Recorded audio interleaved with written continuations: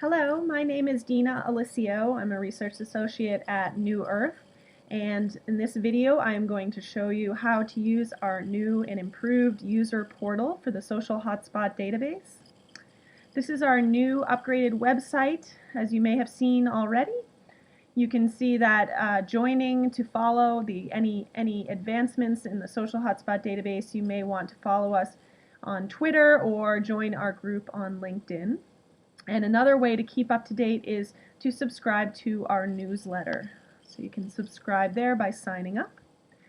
And the Social Hotspot Database project was created to foster greater collaboration in improving social conditions worldwide by providing transparent data and tools necessary for improving the visibility of social hotspots in product supply chains.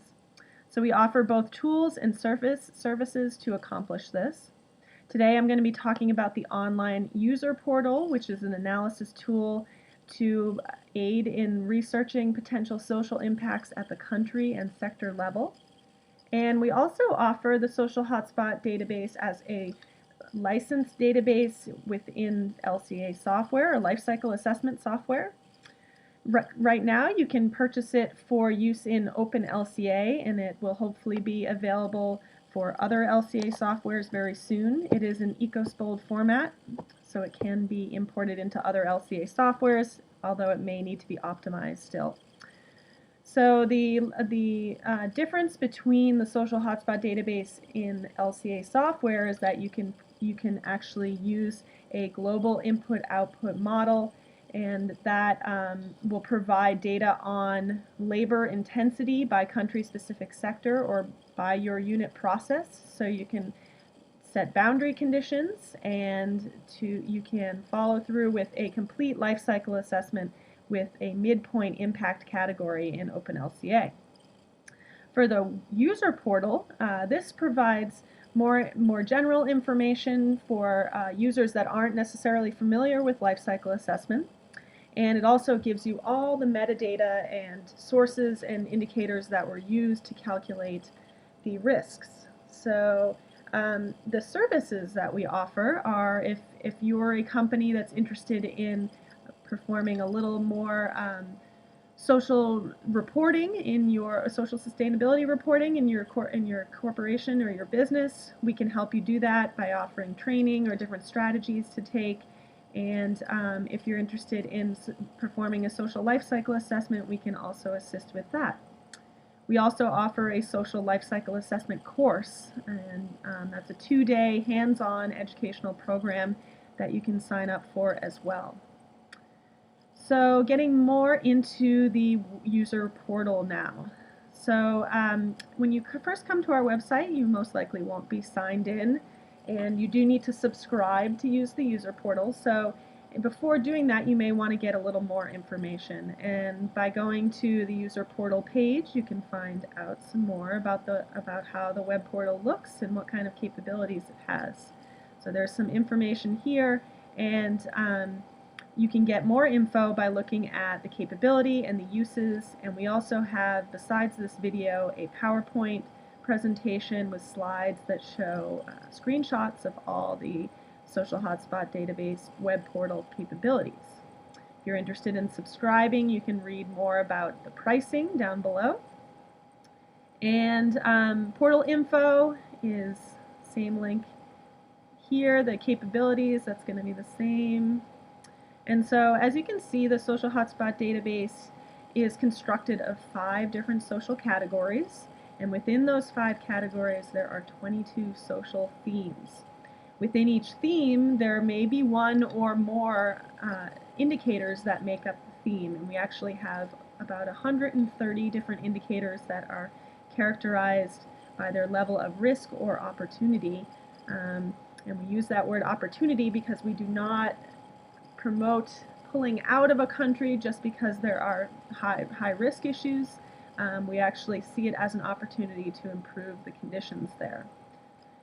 So the web portal has 3 main capabilities. One is to visualize a specific social issue on a map, And you can look at a specific sector, and you can also choose to look at regions or a single country by zooming in.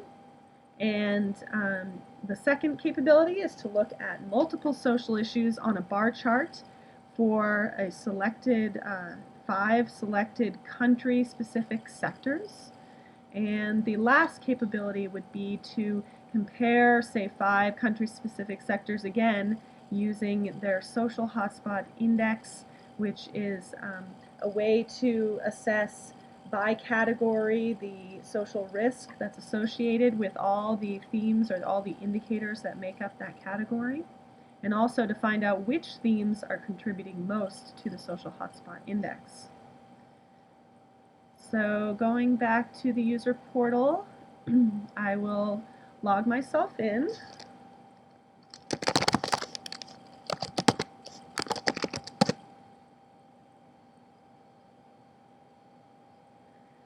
And this page looks a little bit different now because now we have access to the web portal capabilities, and the 3 of them are shown here. I also want to point out that the user documentation that's available is here.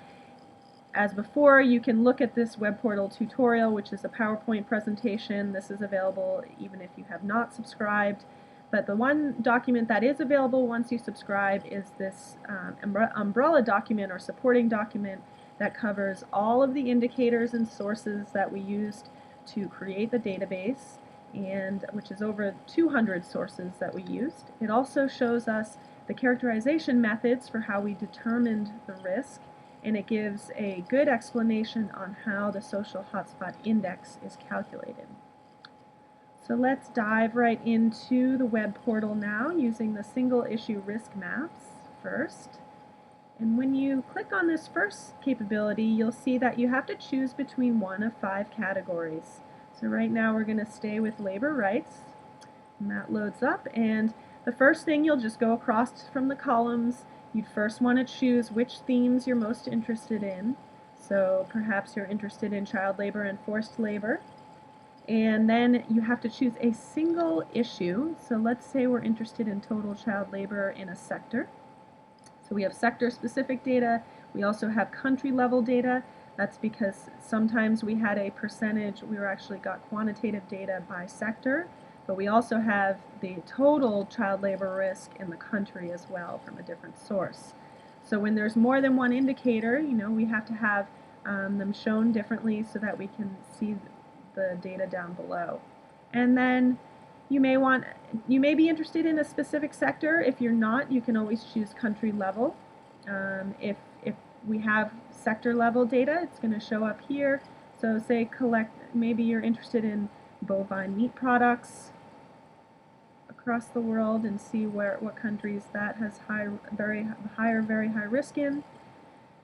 So the map loads up, and you can see the indicator we're looking at is the risk of child labor in a sector, the total male and female, and then bovine meat products sector is selected. And right now all the countries are shown on the map. If we do not have data, it would be in this sort of gray color, like Greenland up here, no data.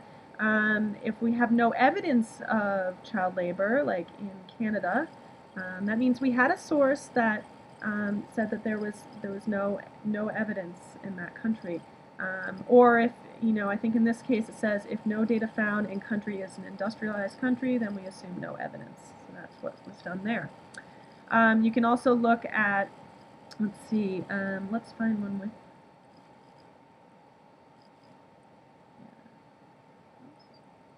okay, so Brazil, we do have an indicator result for Brazil. 0.31% of total child labor in the bovine meat products sector. And that's a very high risk based on the characterization method below. And you can see that the data was found in a few different reports. The goods produced by child labor by the U.S. Department of Labor, and the U.S. Department of Labor's findings on the worst forms of child labor, and also in the International Trade Confederation World Trade Organization reviews. So those are where we found information, and the metadata describes which commodities were found to have child labor. So you can get lots of information there from those pop-up boxes.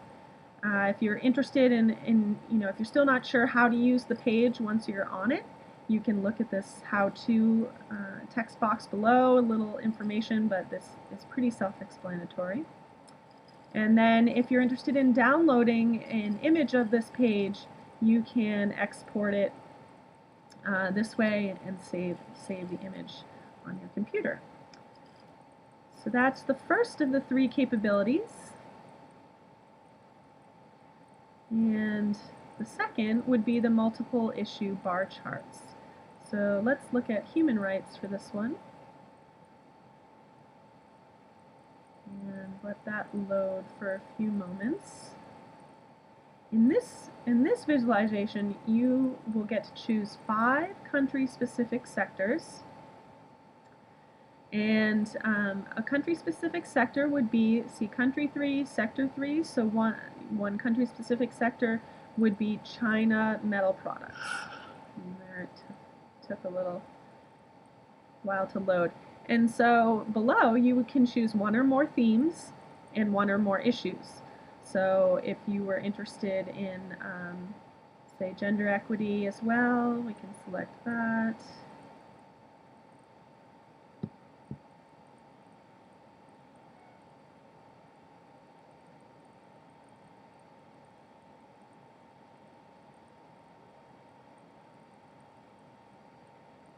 And perhaps you don't want to see all risks. Maybe you're interested in overall risk of gender inequality in the country.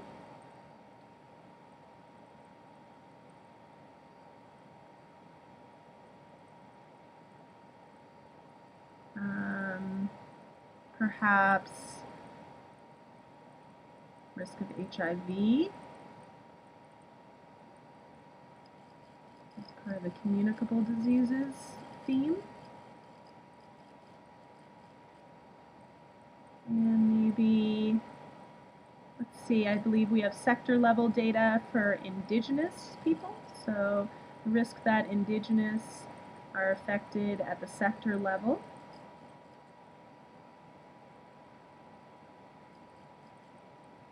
And because this is so much data involved in this database, sometimes it does take a little while to load. So down below you get this bar chart here, and you can put your cursor over the bar chart or any of the bars in the chart to find out the sources that were used, the characterization method, and the metadata again for each of the issues. So risk of HIV, and just noting that looking at the indicator descriptor will help you determine what units the indicator result is in.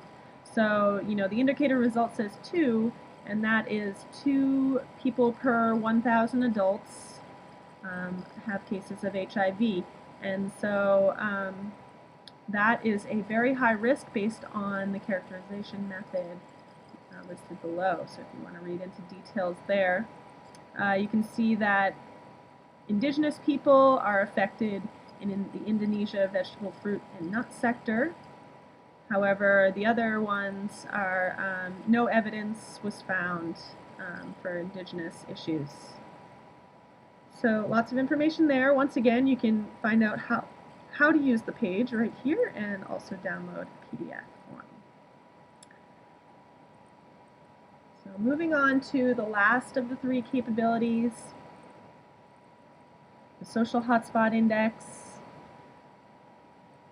And again, you'll choose the 5 country-specific sectors that you're most interested in. And if you want to compare them below, that's what this bar chart is used for. So this is an aggregate of the social hotspot indexes for each of the themes, or each of the categories, I'm sorry. So you can see labor rights is in green, and you can read the Social Hotspot Index is 59.26. Also, governance is pretty high for Albania food products at 66.67, and so you could say that labor rights and governance issues are the 2 dominating categories within the Albania food products sector. You can also notice that Laos metal products has the highest combined Social Hotspot Index, so that one has the most issues to be concerned of. Down below, you can select one of the social categories, and these pie charts here help us to determine which of the themes are contributing most within each category. So for here, Albania food products looks like human rights, gender equity is probably the biggest piece of the pie, and that's because the average risk for all the indicators within gender equity is 2.875, 4 being the highest. Let's look at Indonesia fruit, vegetable, and nuts. The average risk value is 3.429 for high conflict zones. And say for Laos, 2.750 for indigenous rights, non-communicable diseases 2.375, and you can always zoom in a little further if you want to get more information, and using the pop-up boxes to determine the hotspot index and the average risk value. That is the third of the capabilities. One thing to point out is you do not need to choose a category on this page, and that's because we are not at the indicator level, we're only at going down to the theme level, so when there's only 2 tiers there, you don't have to specify your category. So it's including all 5 categories on that. So that is an overview of the Social Hotspot Database user portal. If you have any questions before purchasing or subscribing, or if you have questions after subscribing while using it, please do not hesitate to email us at info@socialhotspot.org, and we'll get back to you as soon as we possibly can to answer your questions. Thank you very much, and good luck with your work, and we'd love to work with you more if you have any projects that might use the Social Hotspot Database. We'd love to hear what you're doing with it. Thank you so much.